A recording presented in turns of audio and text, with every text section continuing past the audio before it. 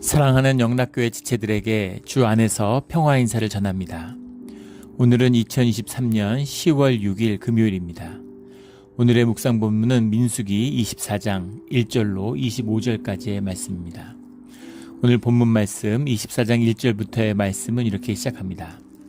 발람이 자기가 이스라엘을 축복하는 것을 여호와께서 선히 여기심을 보고 전과 같이 점수를 쓰지 아니하고 그의 낯을 광야로 향하여, 그래서 발람이 주님의 임재를 경험하고 나니까 주님 안에서 계속 이스라엘을 축복하는 것, 그리고 주님의 뜻이 무엇인지를 이제 느끼고 아는 것이죠. 주님이 그것을 선하게 여기시는구나 하는 것을 알고 여호와의 뜻을 알아차린 겁니다. 전과 같이 점수를 쓰지 아니하고, 이전에는 점수를 쓴 거죠. 복수를 쓰고 점수를 쓰고 여러 가지 이 근동에서 알아주는 이런 아주 쟁쟁한 점술가인데, 온갖 이방의 무슨 그 사술 같은 거에 아주 정통한 신지학이라고 그러죠. 그런 거에 아주 능통한 사람이었다라는 걸 이제 알 수 있겠죠. 근데 무슨 단을 쌓고 이런 게 다 필요 없구나. 주님의 뜻이 함께하고 있구나 하는 것을 이제 안 것입니다. 그래서 점수를 쓰지 않았다라는 겁니다. 그의 낯을 향하여 2절에 눈을 들어 이스라엘이 그 지파대로 천막 친 것을 보는데, 이스라엘을 내려다 보니까 그 마음에 감동해서 그때 하나님의 영이 그 위에 임하신지라, 하나님의 성령이 이 발람에게 임했다는 것입니다. 무슨 발람이 인격을 갖췄거나 주님의 사람이기 때문이 아니에요. 주님이 강권적인 역사가 있을 수 있다는 겁니다. 성령의 역사가 그 누구의 입을 통해서도 증거될 수 있다는 것이죠. 그래서 발람을 통해서 주님의 축복이 선포돼요. 저주의 도구로 불러왔는데, 사술의 도구로 불러왔는데 그가 축복의 도구로 쓰임받을 수 있다. 그러니까 그 모든 것이 주님의 뜻 가운데 이루어지는 것이다. 대적이라는 것이 인간들을 맞서고 있는 것 같지만, 하나님의 뜻 가운데에서는 그것이 인간을 돕고 인간의 뜻을 주님 안에서 이루어가는, 그런데 도움을 주는 역할로 얼마든지 주님이 쓰실 수 있다는 것을 볼 수 있는 것이죠. 그래서 모든 것이, 우리의 모든 상처와 아픔과 허물과 수치가 모두 주님 안에서 축복의 도구로 쓰일 수 있다라는 것을 보여주고 계시는 거죠. 우리 세상의 저주를 주님의 축복으로 바꾸는, 우리의 연금술이라 그러잖아요. 우리 신앙을 모든 돌을 가져다가 금으로 바꾸는 우리의 믿음이 되기를, 우리의 신앙의 길이 되기를, 축복의 길이 되기를 주의 이름으로 축원합니다. 3절에 그가 예언을 전하여 말하되, 부올의 아들 발람이 말하며 눈을 감았던 자가 말하며, 눈을 감았던 자라고 했는데, 이것은 이제 앞에 나왔던 나귀를 가운데 임했던 성령을 보지 못했던, 눈이 멀었던, 그것을 염두에 두고 번역한 것 같습니다. 또 원문을 보면 후 네움 하 게베르 쉐템 하 아인 이렇게 되어 있는데, 후 하 이런 건 전부 다 이제 관사죠. 후 네움이라는 건 오라클, 예언자. 어떤 예언자냐면 오라클 오브 맨이에요. 하 네움 하 게베르라는 게 사람이잖아요. 맨 이런 것이고, 쉐투움이라는 말인데, 쉐투움이라는 말은 감는다는 뜻되지만 열린다라는 뜻입니다. 클로즈도 되지만 오픈도 돼요. 두 가지의 뜻을 모두 가지는 게 히브리어에 그런 단어들이 아주 많죠. 그런데 일반적으로 감는다는 것보다는 뜨다는 오픈의 뜻으로 더 많이 쓰입니다. 아인이라는 게 눈이죠. 눈을 뜬 예언의 사람, 이런 뜻이죠. 그러니까 부올의 아들 발람, 자기를 얘기하는 거죠. 근데 눈을 감았던, 지금 눈을 떴던, 이제 문맥적으로는 통해요. 근데 눈을 떴다고 하는 말이 더 이제 맞을 것 같은데, 해석에는. 근데 감았던 자라는 것도 이제 그 문맥적으로 뜻은 통하고 있는 것이죠. 4절에 하나님의 말씀을 듣는 자, 전능자의 환상을 보는 자, 엎드려서 눈을 뜬 자가 말하기를, 엎드려서 눈을 뜬 자가 누워있다는 얘기가 아닙니다. 노펠이라는 말인데, 노펠이라는 말이 이제 falls down이죠. 망했던 자, 무너졌던 자, 쓰러졌던 자, 이런 걸 의미하는 거죠. 자기가 주님 앞에서 공경을 겪었던 자, 주님을 보지 못했던 자, 이제 이런 앞에 나왔던 것과 또 통합니다. 그게 엎드려서라는 것과 이제 연결짓는다면 눈을 감았던 자라는 뜻이 또 맞겠죠. 그래서 그런 엎으러졌다가 눈을 뜬 자, 이런 의미죠. 그런저가 말하기를, 이스라엘이 어찌 그리 아름다운고 축복을 이제 선포하는 겁니다. 7절에 그 물통에는 물이 넘치겠고 그 씨앗은 많은 물가에 있으리로다. 축복의 얘기들, 침향목 같고 백향목 같도다. 축복을 막 쏟아내는 거죠. 주님의 마음이 쏟아지는 거죠. 그의 왕이 아각보다 높으니, 아각이라는 것은 이제 아멜렉의 통치자인데 아멜렉의 왕이죠. 그런데 단순한 어떤 고유명사가 아니라 이제 보통 명사예요. 대명사입니다. 예. 그래서 아멜렉의 통치자들을 모두 이제 아각이라고 부르는 거죠. 마치 블레셋의 통치자들을 아비멜렉이라고 부르는 것과 같죠. 우리 일본의 그 도기, 이런 이 도자기 장인 중에 이제 심수관이라고 있죠. 일제 때, 임진왜란 때 일본이 잡아간 한국의 조선의 도공입니다. 그 후예들인데 지금도 심수관이에요. 그 심수관이라는 이름을 계속 물려받는 거죠.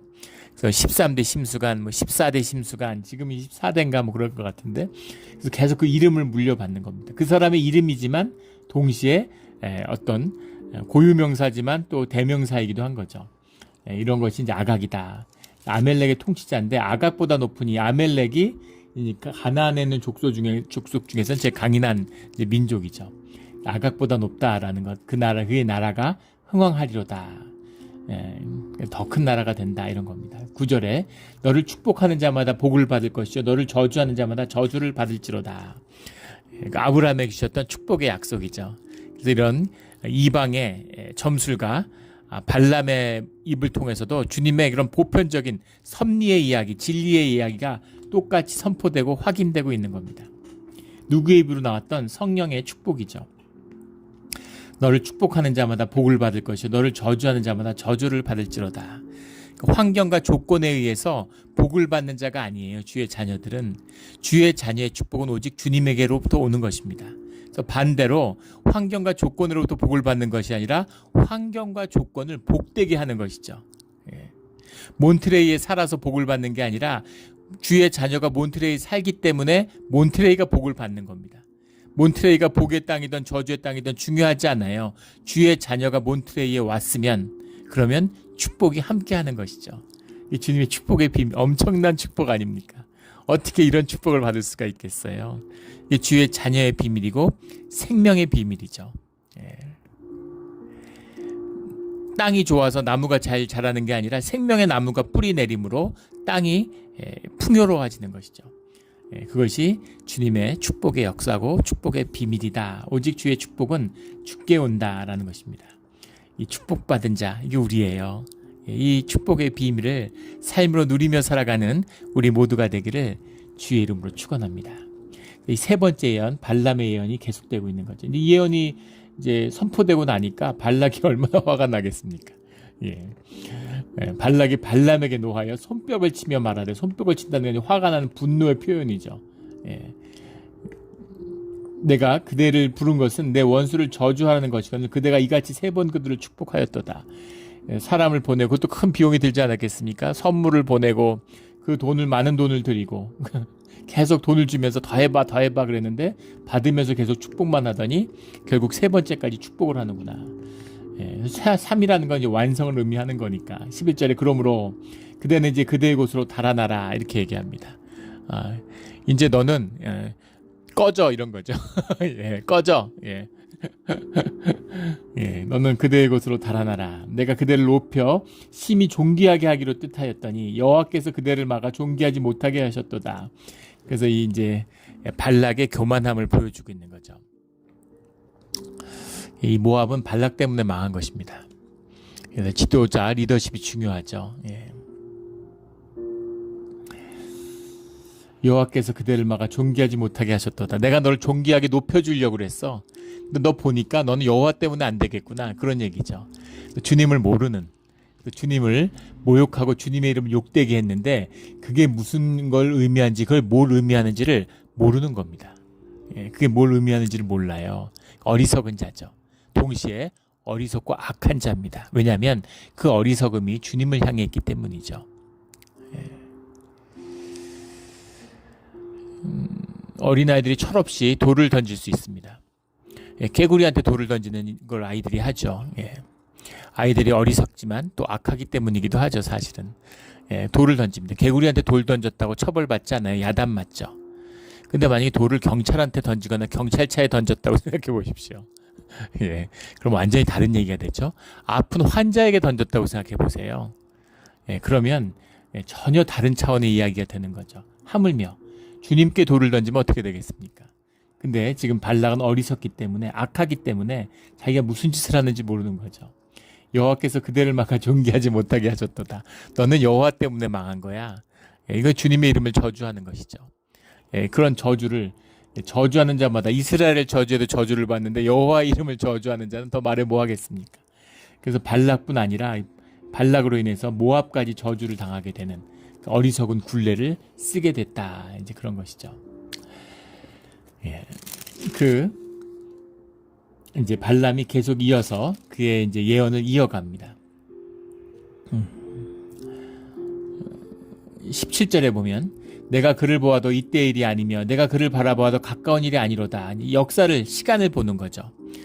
우리 예전에 주일 예배 때도 지난주에 한번 나눈 적이 있죠. 우리 예배의 비밀, 제사의 비밀을 얘기하면서 현재의 비밀이다. 현존의 비밀이 예배 가운데 있다. 주님의 임재 가운데 있다라는 걸 나누었습니다.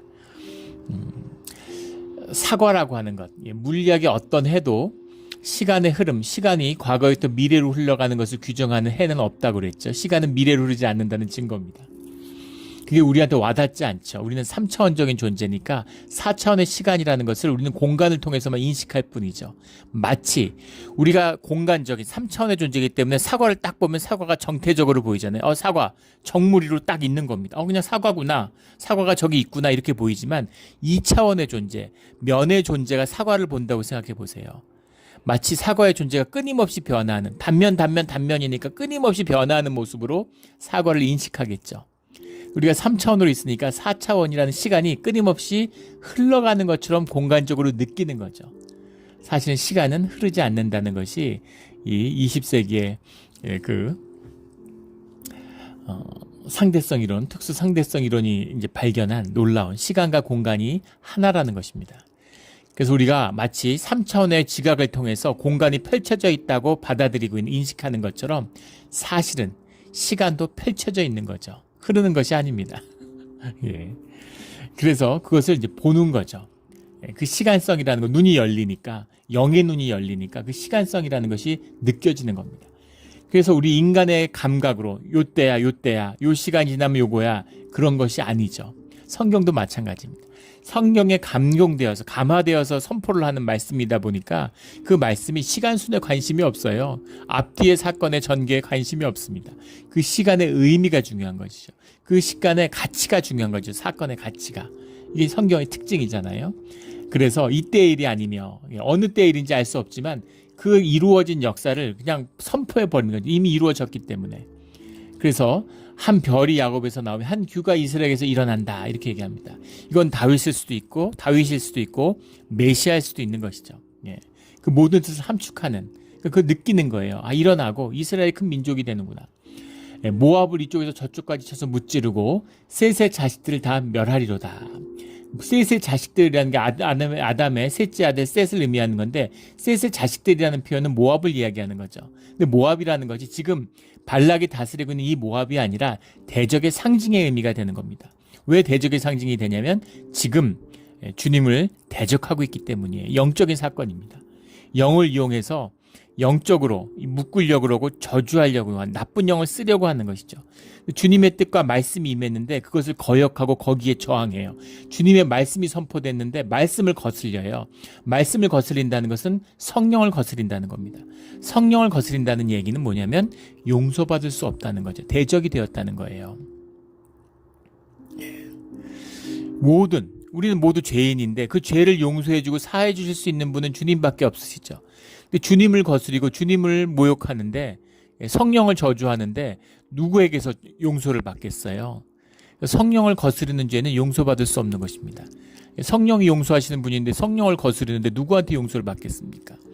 이제 그런 거죠. 그래서 모함은 대적이 되고 멸망의 길로 빠져들게 되었다라는 겁니다. 이것이 주님의 섭리의 귀한 비밀이에요. 에돔은 살아남는데 모압은 살아남지 못하는 거죠. 주님이 구해주시겠다, 모압은 멸하지 않으시겠다는 뜻을 드러냈는데, 그럼 어떻게든 살려주시느냐? 그건 아니라는 겁니다. 이스라엘, 예루살렘은 영원한 성읍이다, 주님의. 근데 그것을 이스라엘이 거부하는데 어떻게 영원한 성읍이 될 수가 있겠어요? 물론 주님 안에서 이 예루살렘은 영원한 성읍이고 새로운 예루살렘이고 새로운 이스라엘로 거듭나게 되어 있죠. 근데 그것이 이 히브리인의, 이 노예되었던 히브리인들의 그 씨앗이나 육신의 그런 생물학적인 그런 의미는 아니라는 겁니다. 땅의 역사는 아니라는 거죠. 하늘의 역사가 땅의 역사로 실제화되는 과정입니다. 그래서 땅의 역사가 의미가 없는 것은 아니에요. 땅의 역사가 중요하지 않다는 것은 아닙니다. 하지만 그것이 본질은 아니라는 것이죠. 주님의 말씀이 이루어지는 그 뜻이 있다라는 것을 보는 겁니다. 이스라엘도 마찬가지고 모압은 어떻게 저주의 자식들이 되었는가라는 것을 분명히 말씀하고 있는 겁니다. 굉장히 두렵잖아요.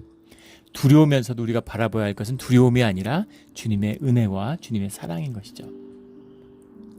19절에 주권자가 야곱에게서 나서 남은 자들을 그 성읍에서 멸절하리로다.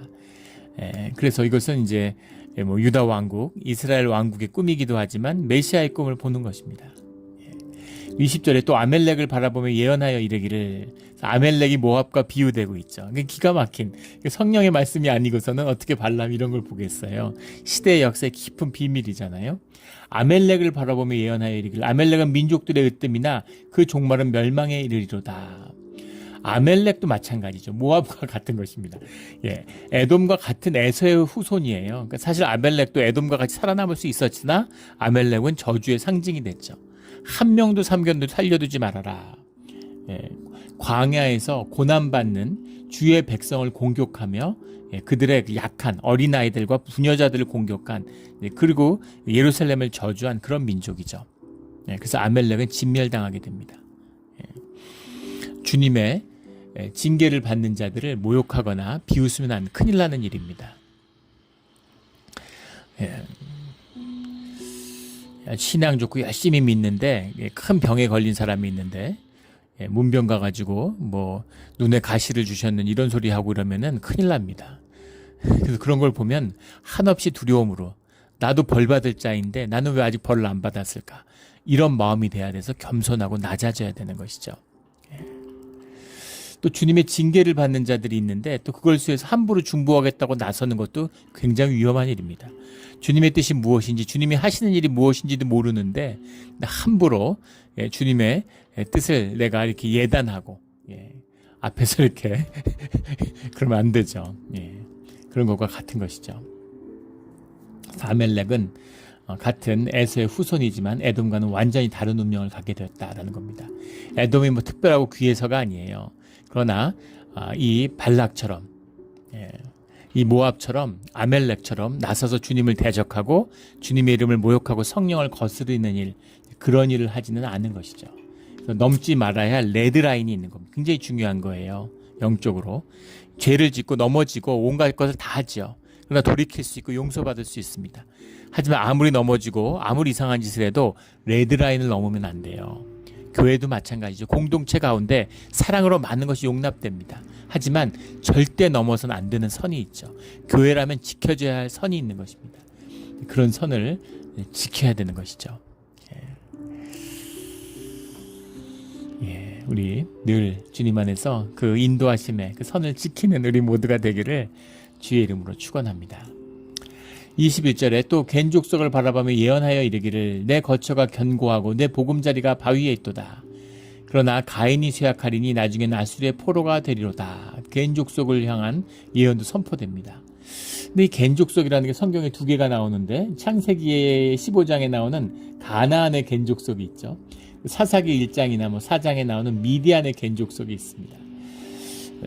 근데 여기서는 이제 미디안의 개인 족속을 의미하는 게 아니라, 미디안의 개인 족속은 그 모세의 처가죠.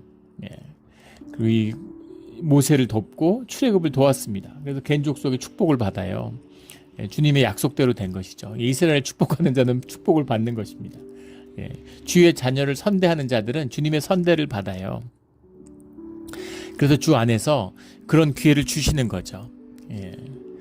우리 다음 주에 우리 주중에 연락을 받아가지고 우리 우간다 우리 교회 선교 동역자시죠, 우리 조왕곤 선교사님 다음 주에 교회를 방문하는데 우리 같은 선교사로서 주님의 일을 한다는 것, 또 선교사님으로서 우리가 잘 섬겨드려야죠. 그 축복의 도구예요.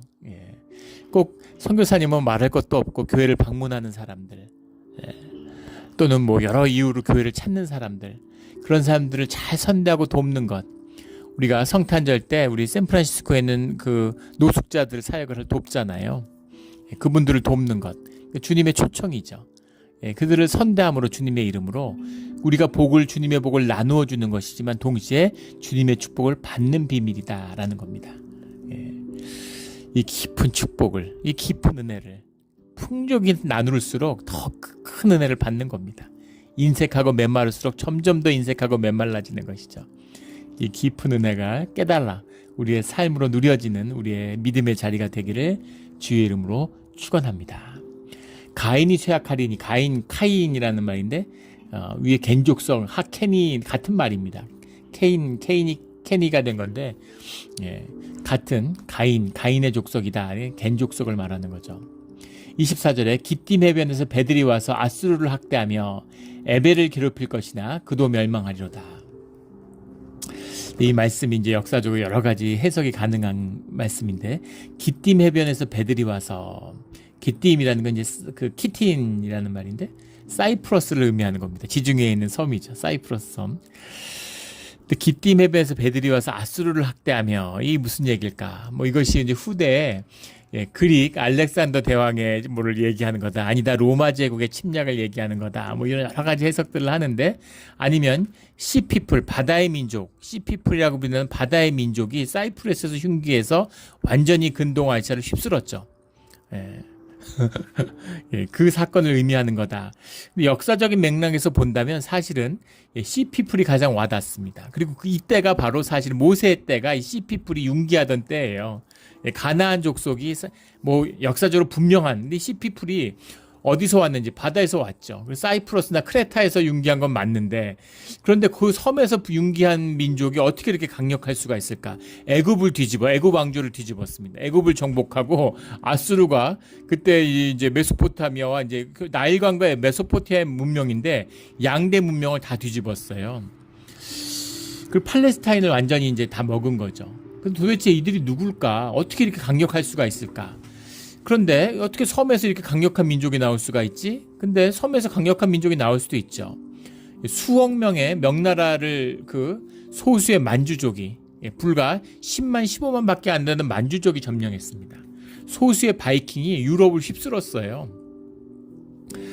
그리고 게르만족이 로마를 무너뜨렸잖아요. 그래서 소수라고 해가지고 그 무력이 약하다는 의미는 아니죠. 야만인들이기 때문에 훨씬 더 힘이 강하고 더 싸움을 잘할 수 있는 거죠. 그래서 바다의 민족이 휩쓸 수 있었던 것이고, 이 바다의 민족이 사실은 팔레스타인에 있는 가나안의 칠족속이라고 불리는 이들이 이 바다 민족의 후손이 아니냐, 이제 그런 이야기도 있습니다. 문맥적으로는 그런데 지금 앞에 사건들을 보면 이것이 이제 시간적으로 우리의 이제 시간관에서 미래의 얘기를 하는 거기 때문에 지금 맥락으로 보면은 딱 시피플인데 이것이 이제 과거의 이야기다라고 하는 것이 이제 걸림돌이 되는 거죠. 정확히 기띔 해외로서 오는 배들이 누구의 배들이냐 하는 것을 이제 알기는 쉽지 않습니다. 또 이제 그 사이프러스나 크레타, 이것이 바다 문명이라는 게 무역을 했기 때문에 부를 쌓은 거죠.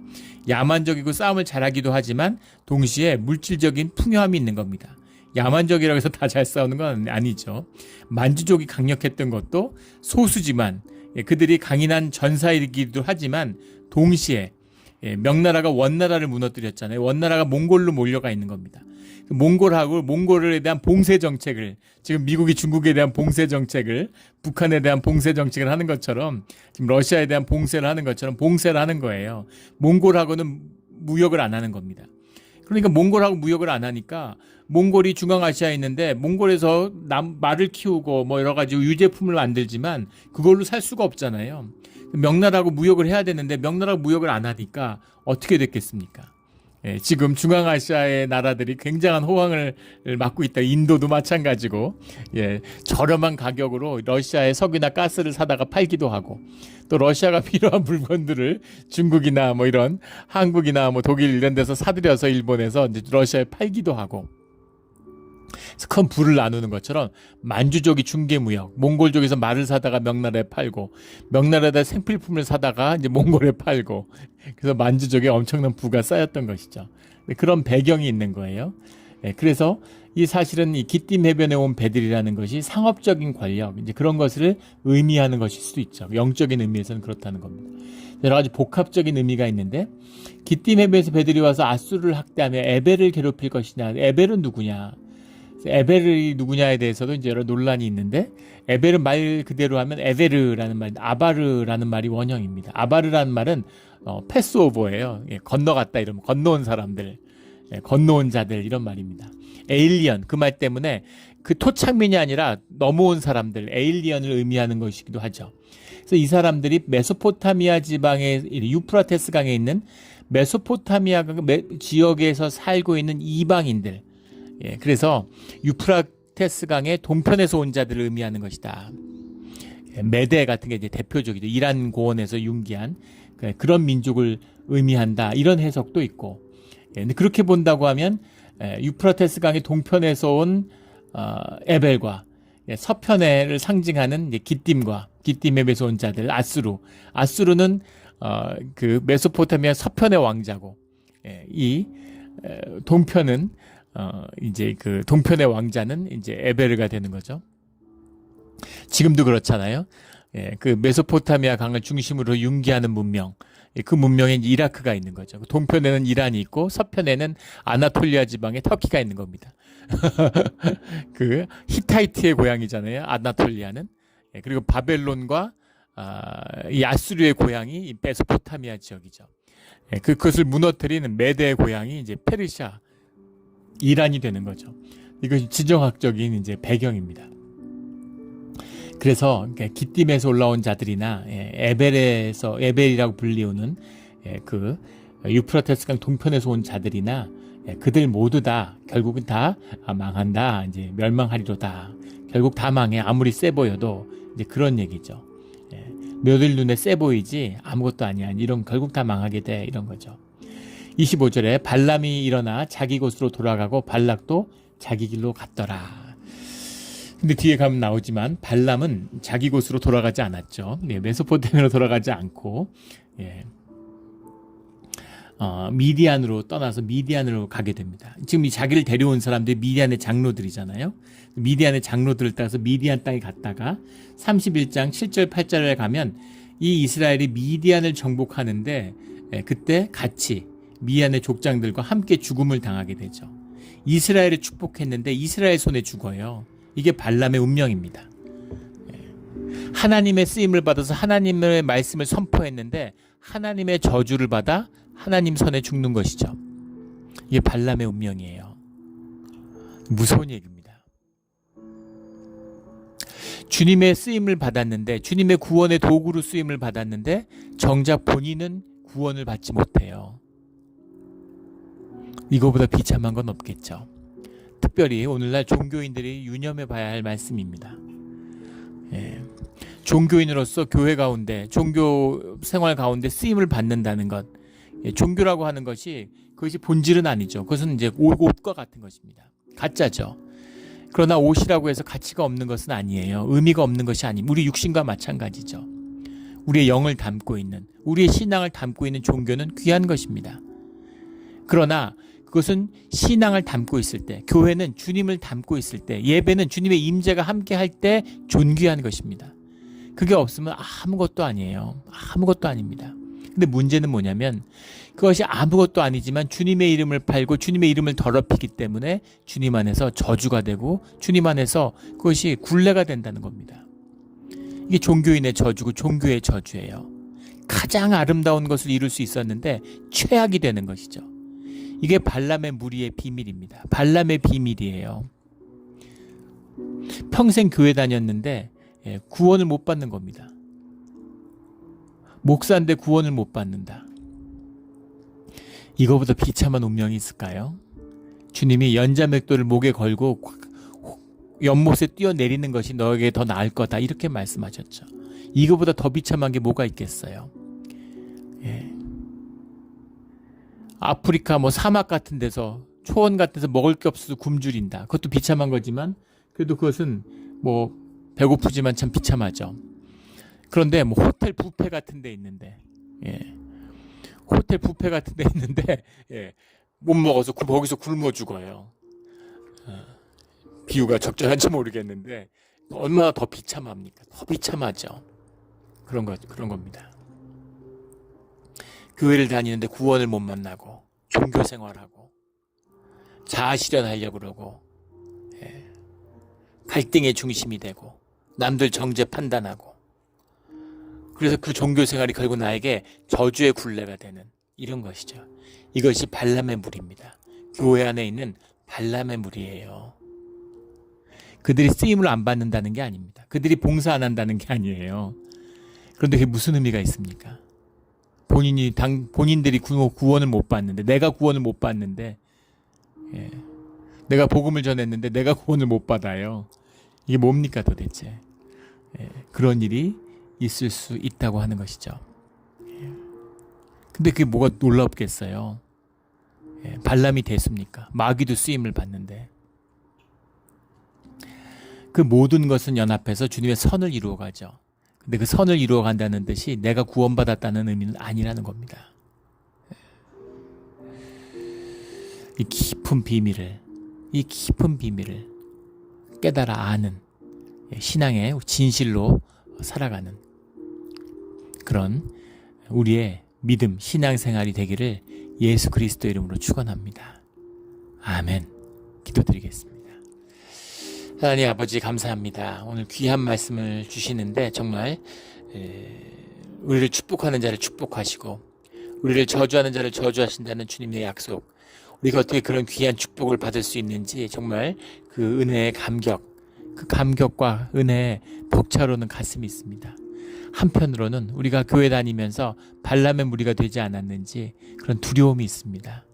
주여 아버지여, 주님께 귀한 쓰임을 받고 주님한테 구원받는 우리 모두가 되게 하여 주시옵소서. 무슨 큰 일을 하고 세상의 높임 같은 걸 필요한 것이 아니라 주님의 임재 가운데 잠잠하지만 고요하지만 작은 종지지만 주님의 기름 부음이 끊이지 않는 그런 복된 삶으로 인도하 받기를 소원합니다. 감사하며 오직 십자가의 보혈에 감사하며 예수 그리스도 이름으로 기도드렸습니다. 아멘.